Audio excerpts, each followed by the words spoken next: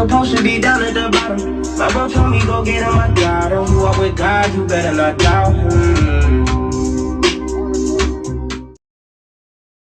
David, wake up. What's going on, ladies and gentlemen? I'm back with another edition of the NBA Finals and Denver versus Miami Heat. And, you know, it's been a roller coaster for Miami, and it kind of been a breeze for Denver for the most part. I would say Miami's toughness and coaching, you know, their coach is, like, I would say the best coach in the NBA right now. One of the best ever. I would say their zone kind of has taken them to the finals because no one has really figured out their zone, right? And how they really messed with Boston on the defensive end was that they were able to go to zone, go to man. Sometimes in the same play they would switch it up and you wouldn't even know. And Boston didn't know what to run. They got confused. That's why Jaylen Brown had 8 turnovers that game, right? So, you know, today I want to talk about how to beat Miami zone, right? And, you know, for game one, you know, I think it can go either way because Denver has been off for a long stretch and Miami is still in game mode, so that could help them. Or Denver could have so much rest that it can help them have more energy than Miami, right? So I think it'll be up in the air. But if Miami takes game one, I think, you know, after that, you know, Denver would have full control over that, you know, over that series. And, you know, Denver has been the best team in the whole league the whole year.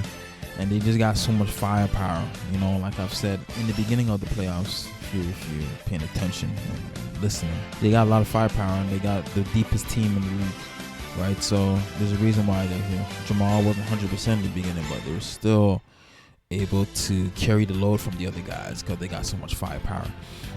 Right now they got a complete team, healthy team, and, you know, they're clicking on all cylinders, right? So I think that will be enough for them to win the chip. And during the season, Denver has been the best team versus Miami zone, you know, percentage-wise. Has scored the most points against Miami zone in the 2 games that they have played in the regular season. So, you know, that kind of shows you, you know, who they are and what they know about the zone.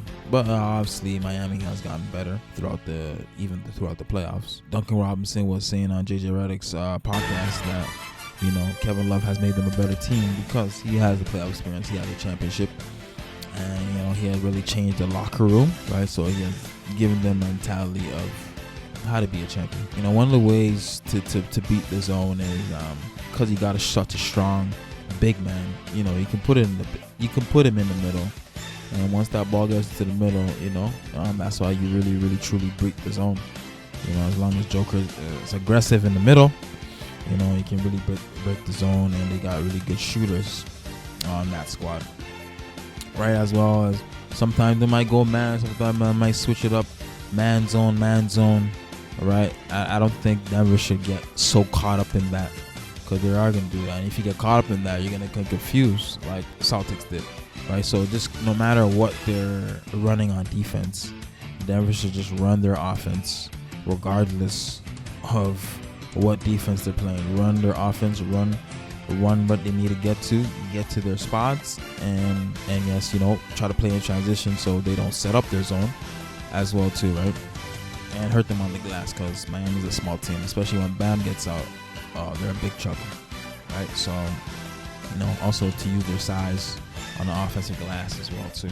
For Miami, I know once again the reason why I would say it's going to be, you know, come out or end in 5 games is because, you know, physically and mentally, you know, Miami's really tired.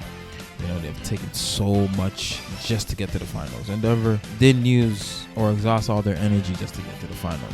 You know what I mean? So they still got a lot left in the tank, and, you know, X factor for Miami would be Caleb Martin, and, you know, I really like his game, and Miami's really lucky to have him because I truly think if Tyler Hero was healthy and he played, Celtics would have beat them because Tyler Hero can really score the ball, but he's not a good defender. Caleb was scoring the ball at a higher rate like Tyler Hero would. So it's almost like they didn't miss Tyler Hero. And also, Caleb Martin actually plays defense.